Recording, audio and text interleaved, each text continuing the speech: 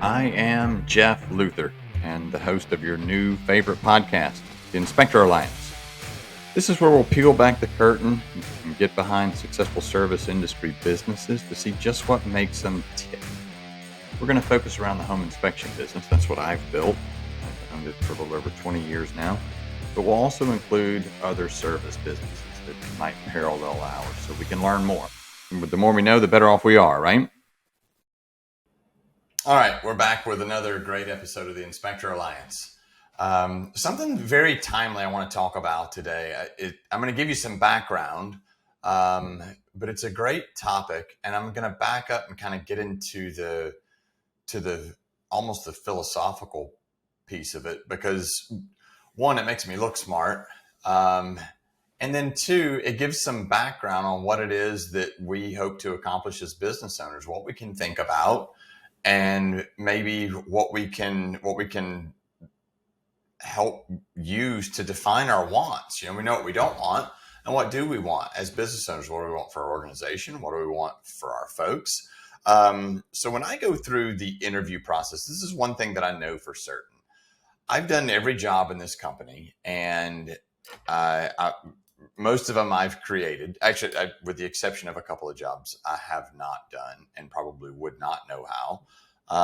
But I think that's part of the goal, right? So all of the jobs that have been around for all what we built the company on, I created, and I've been kind of pushed out of those. So now it's one of those things where I think the folks in the company still like me. I hope they do, but also it's a piece of that is finding relevance, right? So I want to make myself relevant. So when I go through the interview process, part of my job is to help candidates as we're going through the interview process understand what their goals are, help them understand what the goals of the company are, and try to make that a fit. And if I can get those two aligned, then that's a success on both sides. And I'll also add that the decision of the candidate to come work with us is probably a bigger decision than us hiring, because they come to work for us and they've got that on their resume. They've struggled for however long it is. And if it doesn't work out, they've got to start that process over. For us, we're going to keep doing business as normal, and then we'll go back through that recruiting process to hire someone. So my job really is to make people better when they showed up. Better when they leave than when they showed up. That's the idea. And we want, as business owners, to create an environment for people to grow. One of our core values is hungry for growth. We want people to be hungry for growth. And I explain it this way. It's not growth to bottom line or top line revenue. It's not growth to the organization. I want people to be hungry for their own growth, whether they're hungry for the growth of the company, whether they're hungry for the growth in volume, whether they're hungry for being better. If you're not growing, you're dying. And the way that I relate that to real life is I don't want to be in a foxhole with someone that doesn't want to grow. Because if they're not growing, they're dying. If they're not interested in saving themselves, then I'm going to have a tough time myself getting out of that foxhole alive. I hope that makes sense. But I'm not altruistic. I get to enjoy that ride all the way up, right? And a good example is if you have someone in your organization that types 60 words a minute, and they come to you and they say, I want to be a court stenographer or whatever it is, and I need to get to 95 words a minute. Can you help me? Well, yeah, I can help you, because I get to enjoy that ride from 60 words a minute to 95 words a minute. The company gets to enjoy that ride all the way up. So we benefit from the improvement of people. We recently had an issue in our organization where the company, where we had an employee who was amazing at her job. And the job continued to expand. The role continued to expand.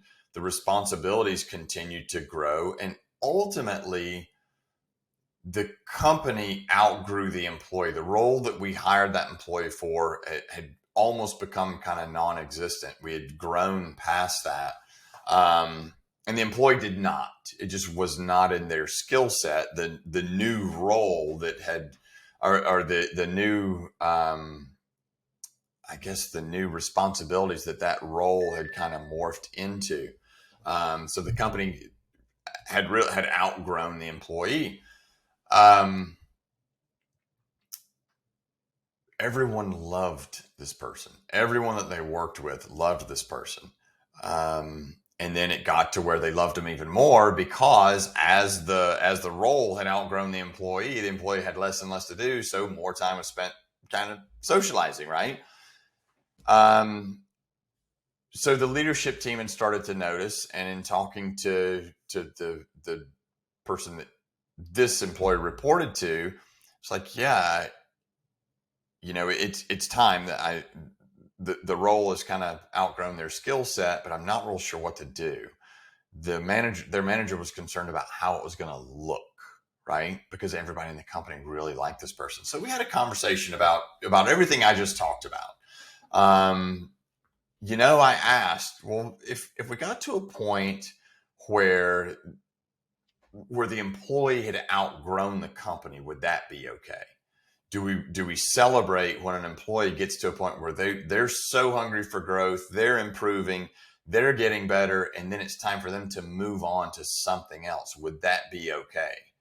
And the manager was like, yeah, that'd be fine. That'd be great. That's what we aspire to do, right? That's what we want to do. We want to make people better when they leave than when they showed up. So that's the idea.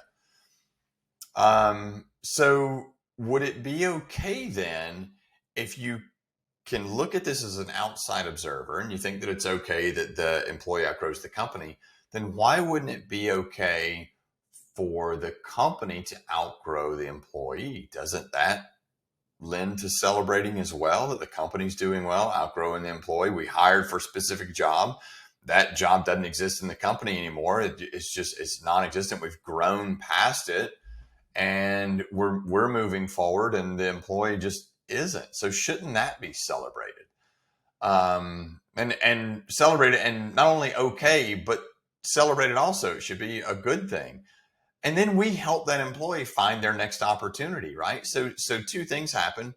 We can help them find their next opportunity, and then hopefully they've learned from that scenario of not keeping up, not growing, not developing, and then they take that opportunity in their next job or their next employment or their next chapter, whatever that may be.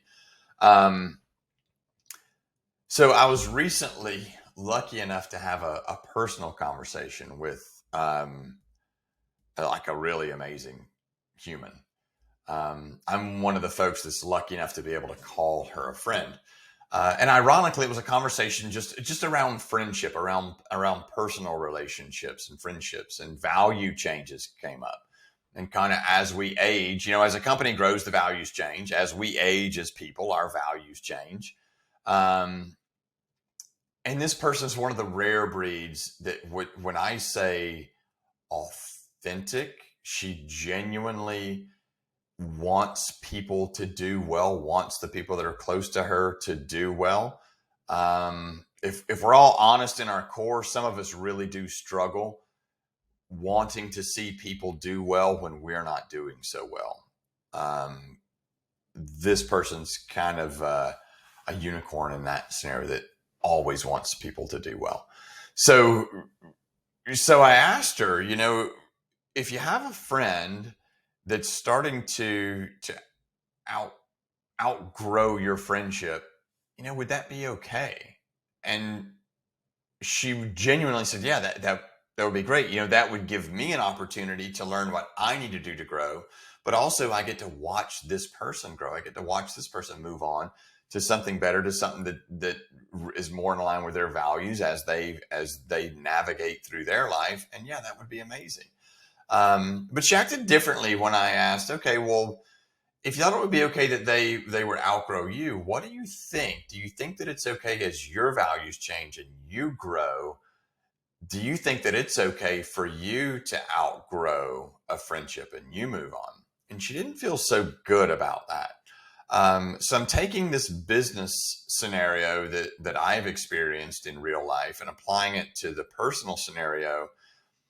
And it's really not that much different. And I think a lot of times we don't believe in ourselves as much as we believe in others personally. And I think maybe sometimes we don't see the growth in our business, the exception in our business, and how well we're doing, as much as we see what we want to see in other people. Maybe what we want to see is different than what's actually reality, right? Limiting beliefs are a real thing.